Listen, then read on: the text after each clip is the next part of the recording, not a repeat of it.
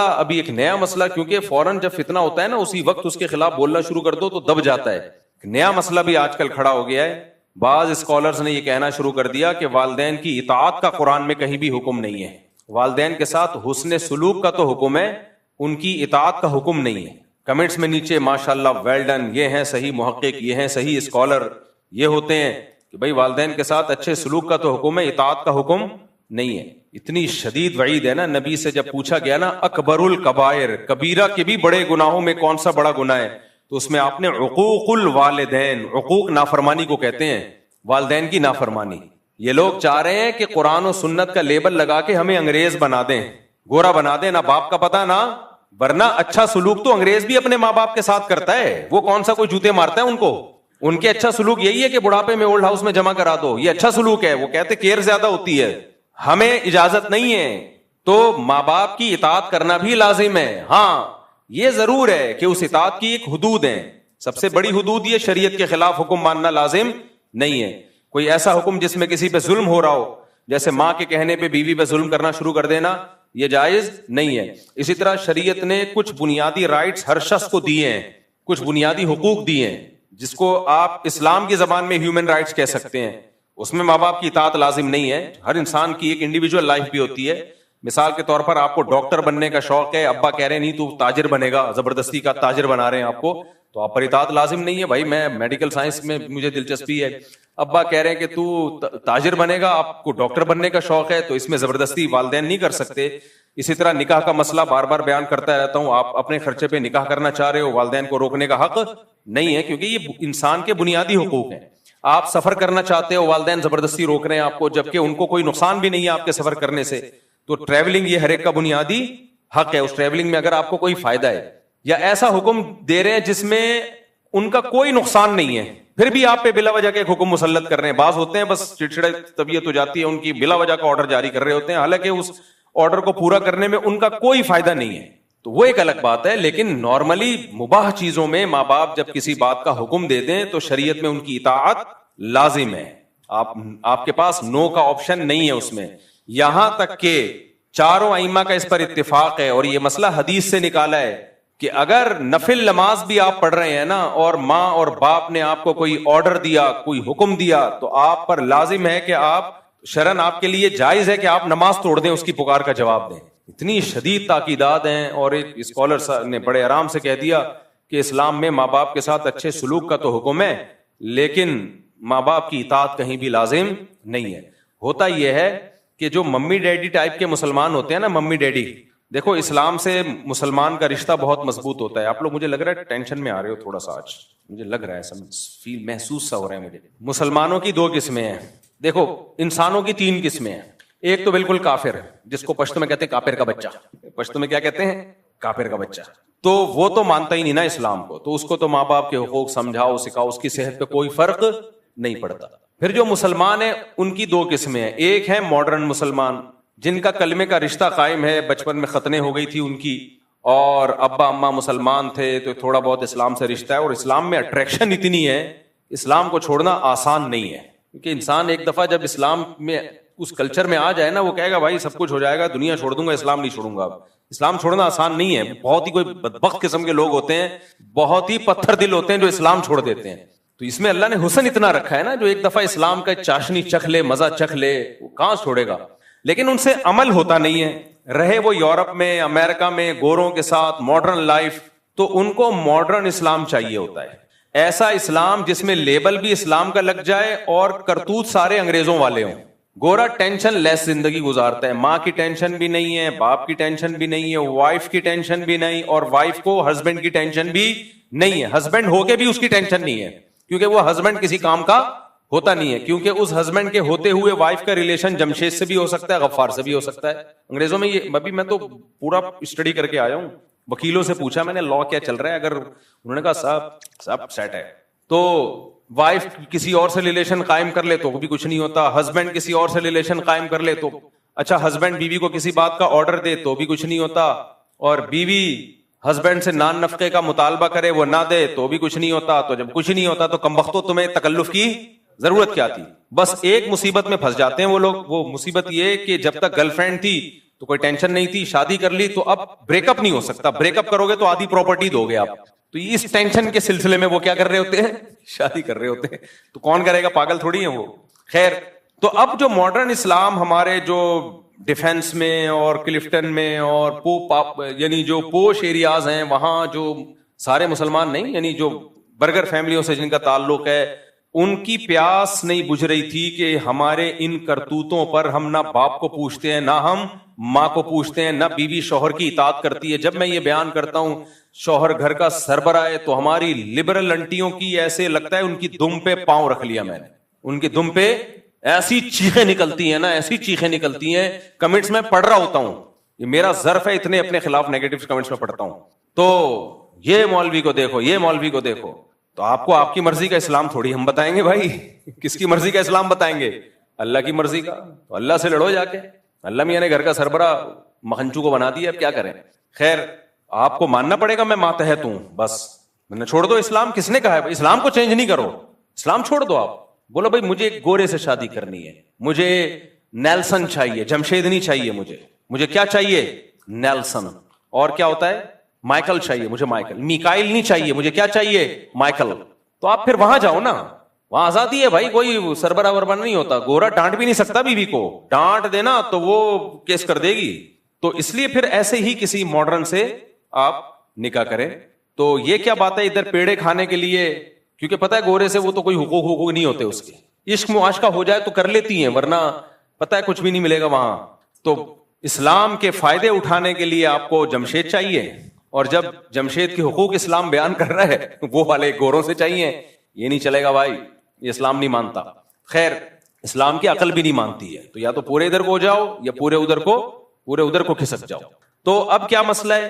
اب مسئلہ یہ ہے کہ جو ماڈرن قسم کے, لبرل قسم کے ہمارے مسلمان ہیں جو چاہتے ہیں کہ یار یہ ہمارے پہ داڑھی رکھتے ہوئے ان کو لگتا ہے کہ ہم ملا نظر آئیں گے, بالکل ہی پروفیشنل قسم کے مولانا نظر آئیں گے. لوگ کہیں گے یار تم ٹھیک ہے اسلام کو فالو کرو, ٹھیک ہے نماز روزے کی حد تک ٹھیک ہے یار, انسان کا ایک روحانی تسکین ہوتی ہے, ہر مذہب میں ہوتا ہے. ہم جب ایئرپورٹ پہ جاتے ہیں تو پہلے ایئرپورٹ پہ یہ ہوتا تھا, دنیا کے تقریباً ہر ایئرپورٹ پہ ہی نماز کی جگہ, کیونکہ مسلمان ہی نماز پڑھتے ہیں زیادہ تر. لیکن اب انہوں نے تھوڑا سا ایئرپورٹ والوں نے یہ کیا کہ لوگ اعتراض کریں گے بھی مسلمانوں کی مسجدیں کیوں بن رہی ہیں, تو ہندوؤں کی بھی ہونی چاہیے اور سکھوں کی بھی. تو بنانا شروع کر دی ایئرپورٹ پہ, لیکن وہاں لوگ کوئی خاص نظر نہیں آتے ہیں. تو عبادت تو سبھی کر رہے ہوتے ہیں نا, ہر مذہب کے لوگ. اصل تو یہ ہوتا ہے کہ اسلام کلچر کے اندر لے کر آؤ. یہ بڑا مشکل کام ہے بھائی, یہ بڑا مشکل کام ہے. اپنے کلچر کو کیا بناؤ؟ اسلام. تو آپ کا حلیہ اور یہ سب چیزیں اسلام کے مطابق ہوں, عورت پردہ کر لے. تو اب ہماری لبرل انٹیاں اور ہمارے لبرل انٹے, ان کو کیا چاہیے کہ اسلام سے ظاہر اتنا ظرف نہیں ہے کہ اسلام چھوڑ دیں, وہ اتنا ایمان کی رمق ہے. تو ان کو پھر اس ٹائپ کے اسکالرز چاہیے ہوتے ہیں جو مغربی تہذیب کو مشرف و اسلام کر دیں. تہذیب مغربی ہو, ویسٹرن تہذیب ہو, اور اس پہ لیبل کیا لگا دیں؟ قرآن و سنت کا, تاکہ ان کی تھوڑی سی ایک پیاس بجھ جائے, تھوڑی سی ان کو تسلی مل جائے. جیسے جب کسی نے کسی چیز کو حلال کرنا ہوتا ہے نا, میں اکثر ایک چٹکلا سناتا ہوں نا, بہت دفعہ سنا چکا ہوں, آپ شاید بور ہو جاؤ دوبارہ, لیکن سنا دیتے ہیں, کیا جا رہا ہے. تو یہ اس بات کو سمجھانے کے لیے جو ابھی میں بتا رہا ہوں, وہ بار بار کہتا ہوں نا, ایک مولوی صاحب چوری کے خلاف بیان کرتے تھے. تو ایک دن کھانا نہیں تھا گھر میں, بیگم سے انہوں نے کہا پڑوسیوں کی مرغی چوری کر لے. تو بیگم نے کہا بھائی مرغی تو آپ چوری, تو آپ خود اتنے بیانات کر چکے ہو کہ چوری اسلام میں حرام ہے. اب ظاہر ہے مولوی صاحب کا بھی تو ضمیر ملامت کر رہا ہوگا نا کہ یار میں اتنے بیانات کر چکا ہوں, غلط ہے.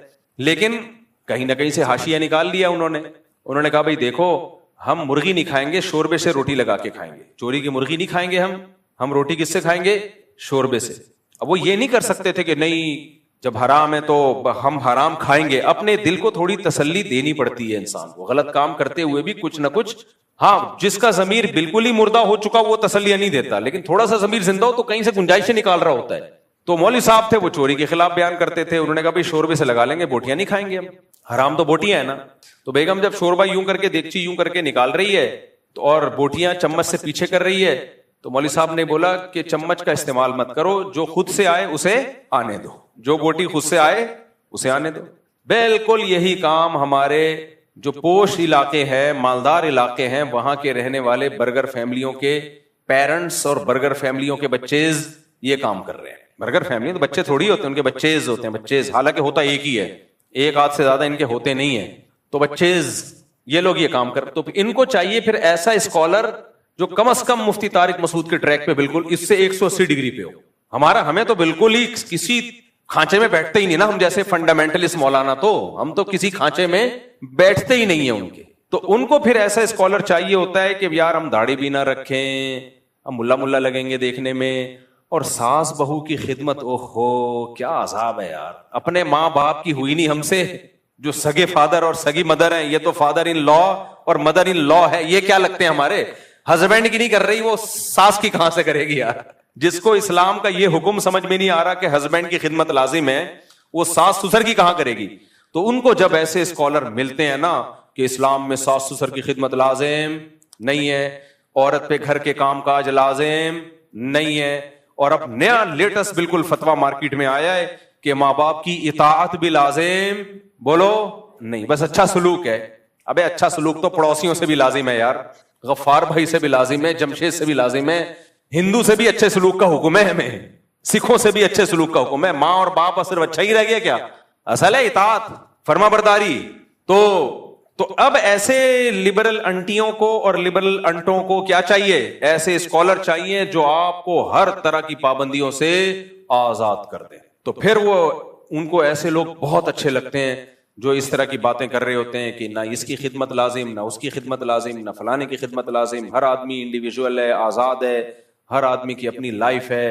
اور یہ بھی سود بھی حلال ہو گیا, بہت سو نے تو سود کو حلال کر دیا, یہ والا سود حرام نہیں ہے, یہ والا حرام ہے. عجیب ڈرامے بازیاں کر کے, اور کیا کتنا کچھ دین میں تحریف ہو رہی ہے نا, اتنی تحریف. میں تو کہتا ہوں کہ اللہ تیرا کتنا فضل ہے, صحیح ٹائم پہ مجھے تو نے مولوی بنا دیا, ورنہ ہم بھی کھسکے ہوئے ہوتے.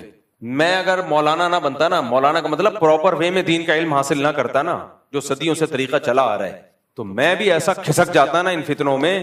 اور پھر میرے پاس ٹوٹی پھوٹی اسپیکنگ پاور بھی ہے, تو بھائی ویڈیو نہ بنایا کرے نا بار بار, وہ پھر گارڈ ادھر متوجہ ہوتا ہے. سب کی طبیعت, جب ایک چیز لکھی ہوئی ہے صرف نکاح کی ویڈیو بنا سکتے ہیں, باقی نہ بنائیں. پھر کوئی نہ کوئی کیمرہ نکال کے بنا رہا ہوتا ہے, سب ڈسٹرب ہوتے ہیں اس سے. تو میں اگر پراپر وے میں میرے بھائی ٹوٹا پھوٹا علم حاصل نہ کیا ہوتا نا, تو پھر ہم بھی اوٹ پٹانگ قسم کے کبھی کیا فتوا, ٹھوکتے رہو بیٹھ کے, پھینکتے رہو بیٹھ کے, ٹھوکتے رہو اور پھینکتے رہو. اتنے گھروں میں فسادات ہوئے نا, اتنے گھروں میں فسادات اس فتوے کے نتیجے میں کہ بہو پر ساس سسر کی خدمت لازم نہیں ہے. اتنی بہویں باغی ہوئی ہیں, گھروں کا نظام تباہ و برباد ہو. یار کچھ تو سوچو بات کرنے سے پہلے. آپ کی ماں اگر آپ کی بیوی سے پانی مانگتی ہے اور آپ کی بیوی جواب میں یہ کہہ دے کہ میرے اوپر آپ کی خدمت لازم نہیں ہے, وہ ماں کی 2 ٹکے کی حیثیت رہے گی گھر کے اندر, 2 ٹکے کی حیثیت رہے گی اس ماں کی. کیا اس کے دل پہ چھرے نہیں چلیں گے؟ باپ کہہ رہا ہے اپنی بہو سے کہ بیٹا مجھے روٹی پکا دو, میں بھوک لگ رہی ہے, مجھے نہیں پکانا آتی, تم فارغ بیٹھی ہو پکا دو. وہ کہے میرے اوپر آپ کی خدمت لازم نہیں ہے, میں نہیں پکا رہی. پھینک دو, بس کچھ بھی پھینک دو. پتہ نہیں یہ لوگ اپنی بیویوں کو کیسے رکھتے ہیں اپنے گھروں میں اپنے ماں باپ کے ساتھ. جو اسکالر فتوا دینا کہ عورت پر ساس سسر کی خدمت لازم نہیں ہے, اس کو بولا کہ سب سے پہلے یہ فتوا اپنی بیوی کو سکھایا کرو کہ تم پر لازم نہیں ہے. میری ماں بولے نا چائے بناؤ, تم پر لازم نہیں ہے, اور میرا کلپ چلا دینا کہ آپ کا بیٹا کہہ رہا ہے کہ آپ کی خدمت مجھ پر لازم, بولو نہیں.